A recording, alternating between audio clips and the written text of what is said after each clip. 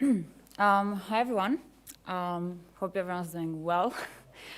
I want to start this presentation with a statistic.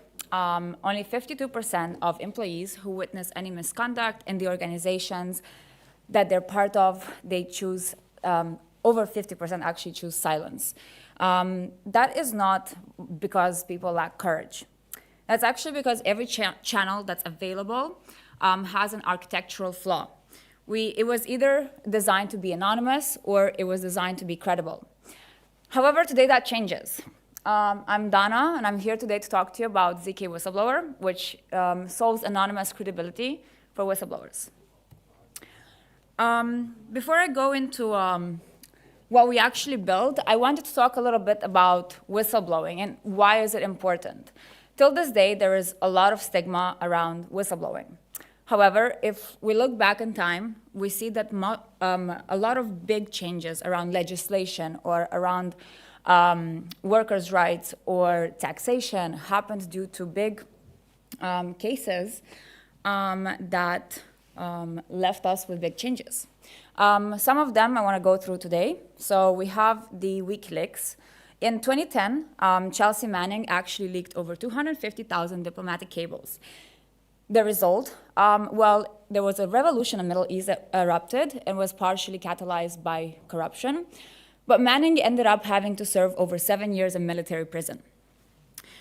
2013, Snowden. Well, I'm guessing everyone in this room knows Snowden. And I'm guessing everyone globally knows Snowden, even my parents, who don't really know what whistleblowing is. But Edward Snowden proved that the NSA was conducting mass surveillance on American citizens. And what was the result? Well, that's when the USA Freedom Act was passed, which was the first legislative rollback on surveillance powers since the 9/11. And what was the result of that? Well, Snowden had to live in exile, and his whole life was turned upside down. Then we have 2016, the Panama Papers, which I'm guessing a lot of people also heard about. So an anonymous source leaked 11.5 million documents, which proves that over 1.3 billion US dollars by a lot of heads of state and political figures were not paid. And also a lot of them were involved with different illegal activities. A lot of them were very well-known political figures in Europe especially, which ended up in them having to resign. And the journalist that actually published the Panama Papers, Daphne Galizia, she ended up being killed in Malta. And her son actually saw the car blow up while Daphne was in the car driving to work. And that was because she decided to speak up against this. And the sad part is that till today, once the journalist was out of the picture, nothing really has changed since then, even though her son tried desperately to move the case forward. Something that we have even more recent was the 2025 Boeing airplane crash, which took the lives of a lot of innocent people. And even though it was widely known that there was critical security faults in the plane, people were sharing information online from anonymous accounts, and let's be honest, who here reads something from an anonymous account on Twitter and actually believes that and is like, okay, I'm not going to board this plane because this account at 2121 said that the plane is faulty. So the point is that every one of these disclosures reshaped policy, reshaped how billions of dollars were recovered. It saved lives. And every one of these lives was destroyed for the person that came forward. So that is not a bug in whistleblowing, it's the actual architecture. Let's go through some of the options of what would be the way to whistleblow today. Well, the first one would be anonymous disclosures. And I mean, in this room, I'm guessing people are more technical and they actually know what Tron is and the fact that your IP is getting tracked and what metadata is. But for someone that works in a Web2 organization, do they really have the knowledge or really the time to do their due diligence to understand how do I actually submit any disclosures and ensure that my life is not put at risk or my family's life is not put at risk. And a lot of people don't really have the luxury in life to be able to lose their jobs and be known as the whistleblower from their company. So if you would want to actually go the anonymous route, you would have to know what browser to download, what application to download within that browser. Then you'd have to know how to delete the metadata. So it's a whole process that, takes quite a lot of time. And even if you go through the whole hassle of it, only 18% of all anonymous disclosures are substantiated. Because if there's no credibility, who really would, because the journalist also is their job, why would they put their time into something that might come out to not be true? The second option, well, that would be a very traditional option, to basically talk to someone, find a journalist that you trust. And I personally don't know any journalist myself to just call up and be like, hey, please trust me. Don't use me as a source, please, because I don't want anyone to know that it came from me, so I have to trust you that you won't tell anyone. But I have this critical information that I can only share some information about. So please take this and do something with it. It really even sounds ridiculous, me saying it right now, but that would be one of the other ways. So you would have to spend the time to find a journalist, you would have to trust that journalist, you would then have to obviously disclose who you are, and therefore there would be a singular point of failure. If it ends up that the journalist does disclose your identity or doesn't have the proper security ops in place, it might end up bad for you in the end anyway. So it's a riskier path, but it's still one that is available to the public. So that's where ZKWhistleblower actually comes in. We eliminate that choice. You stay anonymous. Your report carries cryptographic proof of organizational access. However, no journalist needs to know who you are, and there is no information and there's no way of tracking who you are, what your identity is. And I just want to talk a little bit about the 4 pillars of our innovative solution. First of all, we have anonymity. Zero knowledge proofs keep your identity private. All proof generation happens client-side. Basically, nothing ever leaves your device. What that means is that no data at any point leaves outside of your computer, which means that there is no way to track who you are, and there is no way for us to architecturally know or find out what your identity is. The second pillar is verifiability. So here is actually the core innovation of the product. Every corporate email ID carries a DKIM signature. In basic terms, what that means, it's a cryptographic stamp from the sending organization's mail server.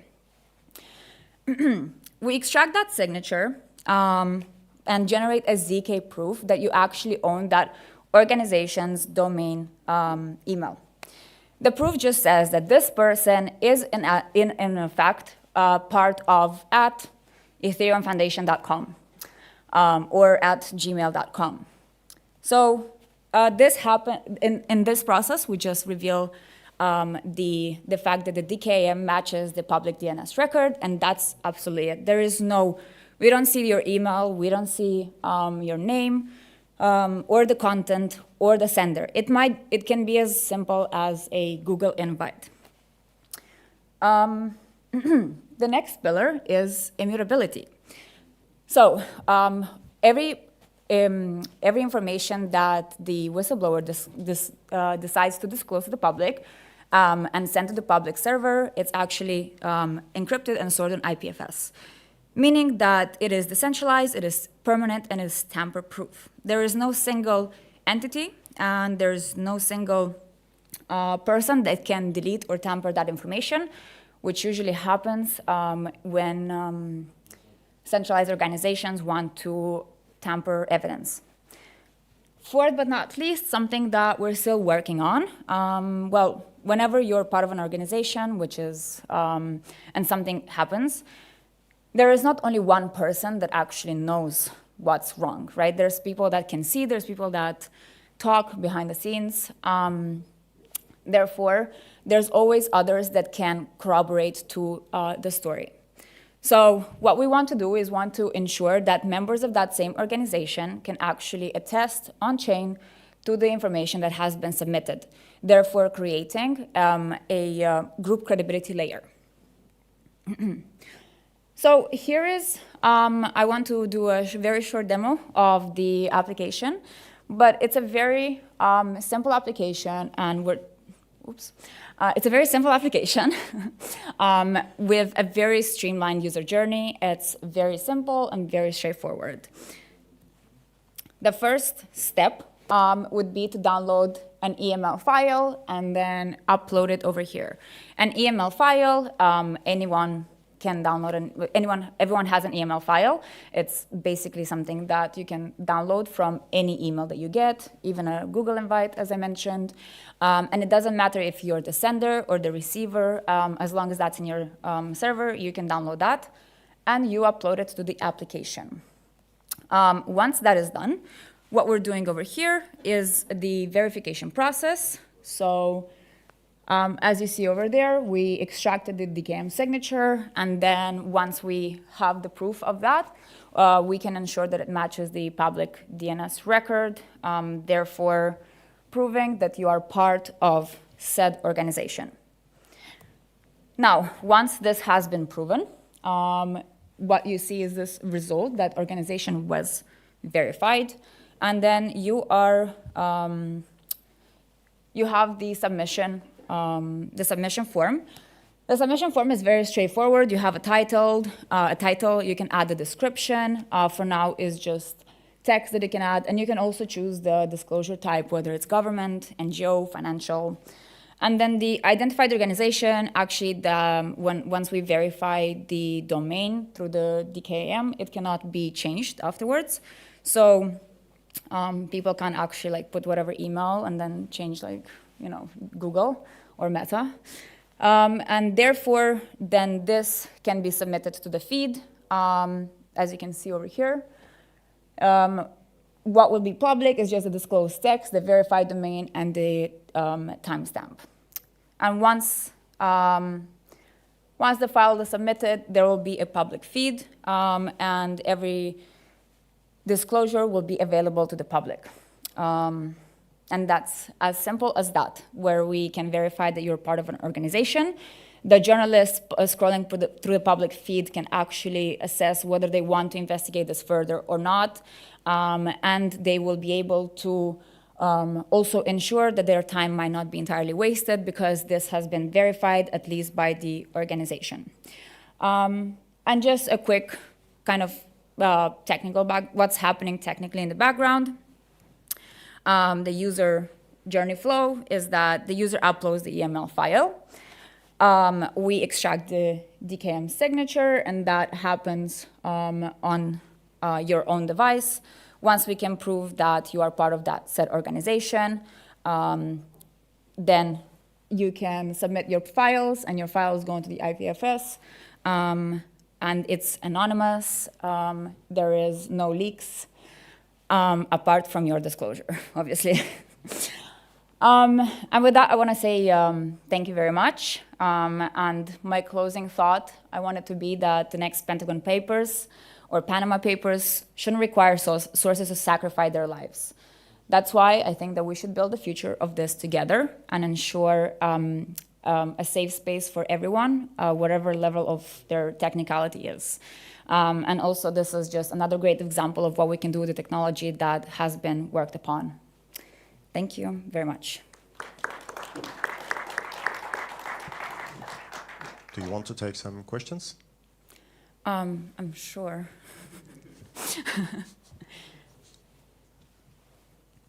Hi, thank you so much for the presentation. It's super interesting and a great example of what we, as you mentioned, can do with the technology for the good of the human race. My question is maybe related to the next step that you're building at the attestation. So the ID is verified if the person is still in this company by their email, right? But often investigative journalists, the moment they have, for example, a whistleblower or a hint one way or another, they would search for people related one way or another, so they might not be part of this company or were part, for example, and hence that attestation won't be able to go through their email.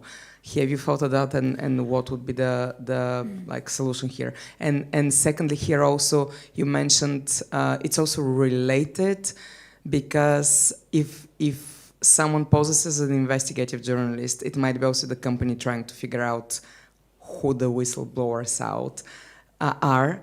Can this be reversed? So basically checking the journalists whether this is really them, or they're credible and not actually the company hiring, someone, even building the whole, profile and everything, so they look credible, just to surface up the rats.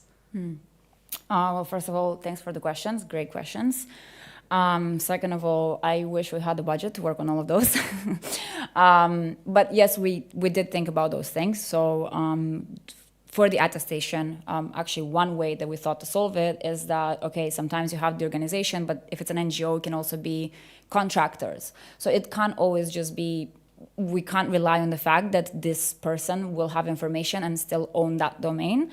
And one way that we thought about is like maybe thinking of, is there a way to work on a whitelisting sort of mechanism where you would just find and identify all the contractors or all the companies that they've worked with, and maybe allow only those to attest to the information? Because obviously if you just would allow anyone from any organization, that doesn't make sense. And at the same time, if you constrain it just to one organization, a lot of NGOs, they do work mostly with contractors, so also wouldn't make sense. So that's one way that we've had about it, but obviously if anyone here has any other thoughts of how we can solve that, I'm all ears. And then for the journalists themselves, what we also were thinking of is that, yes, a lot of the times, obviously if it's an organization that doesn't really want to have internal disputes and wants to clean up house very quickly and quietly, you would obviously have ways of, okay, what do we do with this? And one way that we thought was also kind of reaching out, finding out the domains of investigative journalists or journalists fighting for freedom,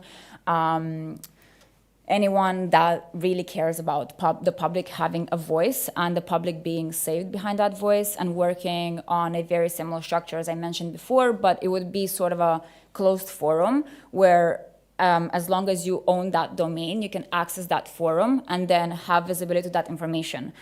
Because for right now, it's just the public feed. But if we really think about in cases where information goes to the public, you really want sometimes to be able to create a case based on what you know, because very often information gets tampered with very, very quickly when things are about to blow up. And we were thinking that there should be cases where the environment is closed and gated only to people that would take the right steps towards that. But of course, this requires a lot more research and a lot more time, and this is a bootstrap project where it's two people with other full-time jobs trying to make whistleblowing more safe and credible for people. So yeah, that's my answers. Any more questions? Oh. Hi, you mentioned the metadata. I'm just wondering, if a whistleblower goes to your website, that metadata of their IP address going to your website exists. I'm just wondering, are you encouraging the whistleblowers to also use things like Tor browser or other ways to reduce their metadata? Is that something you're focused on? Yeah, we obviously do want to educate the users around that. We're also thinking about what can we do in order to just ensure that we minimize the possibility of anyone breaking and finding any IP addresses as well. So that's also something that is being discussed. But it's right as of right now, there isn't a possibility.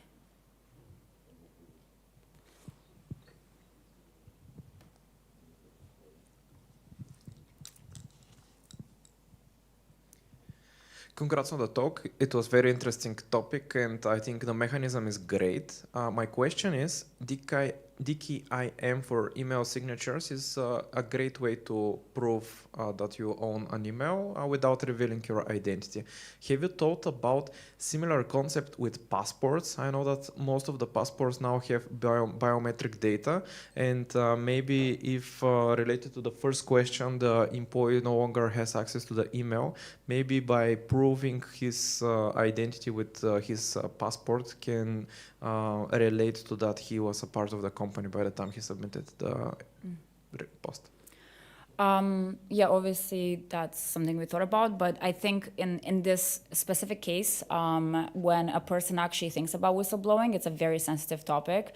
And personally, if I was I probably would be more, I wouldn't be as open to scanning my passport because we barely understand how ZK works. Imagine someone in Web 2 and you tell them like, hey, just go scan your passport and trust me, bro, it's very safe. We're not gonna do anything. We were thinking though about maybe a way of introducing ZK PDF where people can actually upload supporting abstracts from also signed documents. But with the passport, I think that actually it would work better with the use case for journalists or investigative journalists or lawyers, because then we can actually cross-check against their past experience and what they've done and the work that they do, and allow them to have access to more private, like a more private server, a private feed, not server. So yeah, that's why we didn't really go towards passports. Thank you.